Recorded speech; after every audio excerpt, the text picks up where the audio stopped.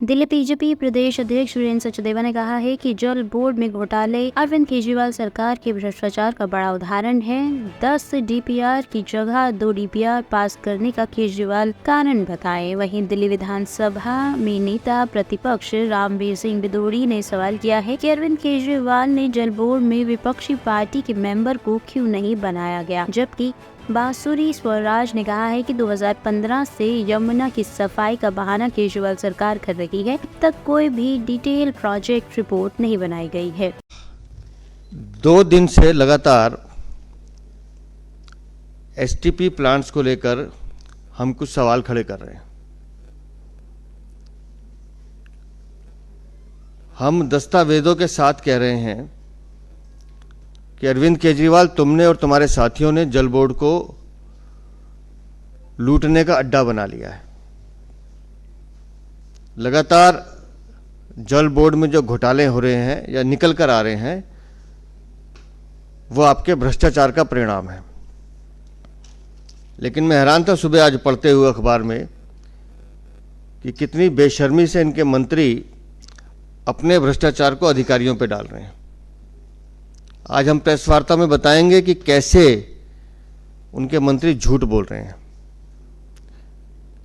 वो कैसे पल्ला झाड़ सकते हैं उस भ्रष्टाचार से जो उनके इशारे पे किया गया, उनके कहने पे किया गया।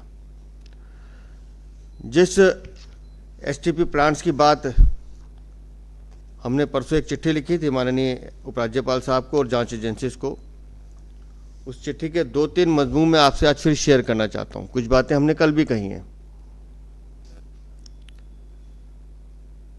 10 डीपीआर थे, 2 डीपीआर का टेंडर करके बाकी 10 को निकाल दिया।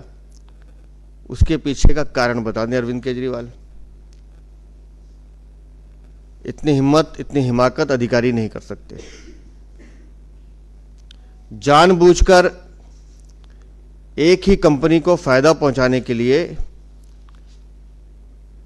IFAS technology, integrated fixed film activated sludge, एक ही टेक्नोलॉजी को फिक्स किया गया कि इसी टेक्नोलॉजी के अंतर्गत इस एसटीपी प्लांट्स में काम होंगे। मैं 2003 से लेकर 2008 तक दिल्ली जल बोर्ड का मेंबर रहा और उस समय दिल्ली की चीफ मिनिस्टर श्रीमती शीला दीक्षित थी और जल बोर्ड की भी चेयरमैन थी। हमारे नियम ये कहते हैं कि जल बोर्ड में एक अपोजिशन का मेंबर होगा ही होगा। आपको जानकर हैरानी होगी कि अरविंद केजरीवाल ने जल बोर्ड में अपोजिशन का कोई मेंबर ही नहीं रखा। अब उसके पीछे उनकी क्या मंशा रही होगी, आप समझ सकते हैं कि अगर अपोजिशन का मेंबर होगा तो अरविंद केजरीवाल को मनमानी नहीं करने देगा, भ्रष्टाचार नहीं करने देगा।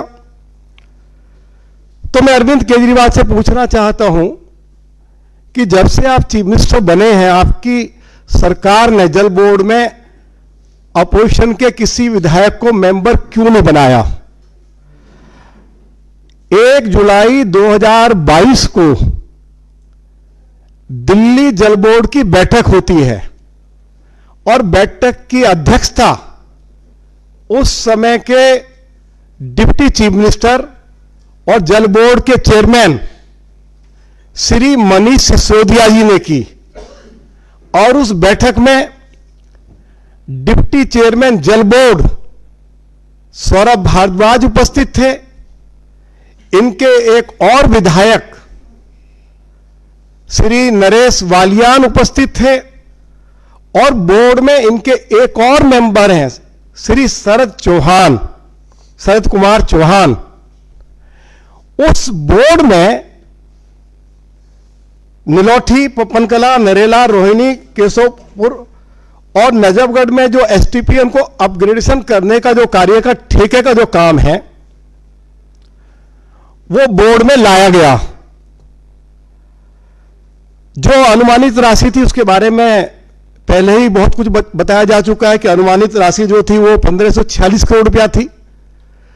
फिर दिल्ली के डिप्टी चीफ मिनिस्टर जो जल बोर्ड के चेयरमैन भी थे, उन्होंने अधिकारियों को डायरेक्शन दी कि इस राशि को बढ़ाकर 1840 करोड़ रुपया किया जाए और कहा जाए कि यह जस्टिफाइड रेट है, और उसके ऊपर 5% और बढ़ा दिया गया और यह राशि बढ़कर हो गई 1938 करोड़ रुपया।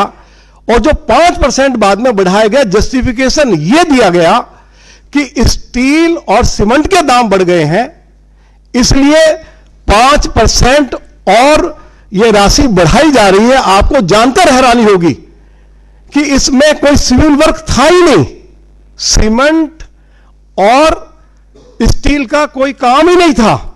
उसके बाद 5% और बढ़ा दिए और यह राशि 1938 करोड़ रुपया हो गई।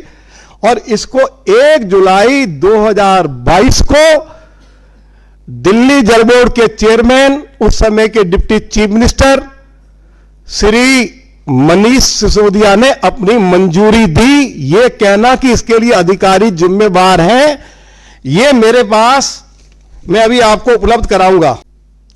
कितनी हैरानी की बात है कि 2015 से अरविंद केजरीवाल जी गारंटी ले रहे हैं यमुना जी की सफाई की, लेकिन यमुना जी आज भी उतनी ही मलिन हैं, उतनी ही प्रदूषित हैं अरविंद केजरीवाल जी के राज में। लेकिन हां, यमुना जी की सफाई का एक बहाना मिल गया है अरविंद केजरीवाल जी को, एक 500 करोड़ का घोटाला यमुना जी की सफाई की आड़ में करने का।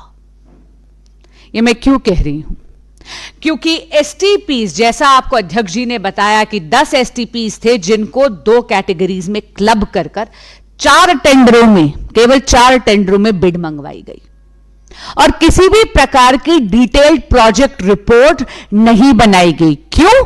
क्योंकि यह कहा गया, उसका वजह यह दी गई कि यमुना जी की सफाई करनी है, इसलिए विलंब होगा, इसलिए डिटेल्ड प्रोजेक्ट रिपोर्ट की आवश्यकता नहीं है। कितनी ज्यादा विडंबना है।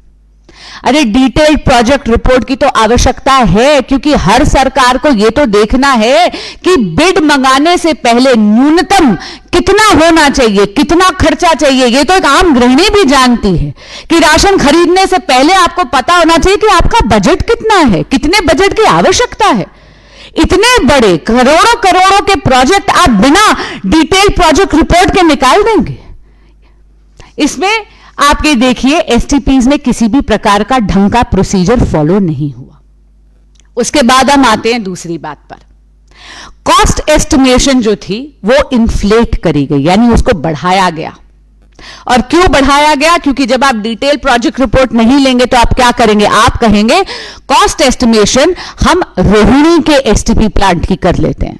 अरे रोहिणी के एसटीपी प्लांट में 100% इंक्रीज होना था और बाकी के आपने वो जो एक प्लांट जिसमें 100% इंक्रीज होना था, आपने कह दिया यही बजट है जो सब पे लागू होगा। और आपने ये नहीं देखा कि जो बकाया के प्लांट्स थे उसमें केवल 52% इंक्रीज की आवश्यकता थी।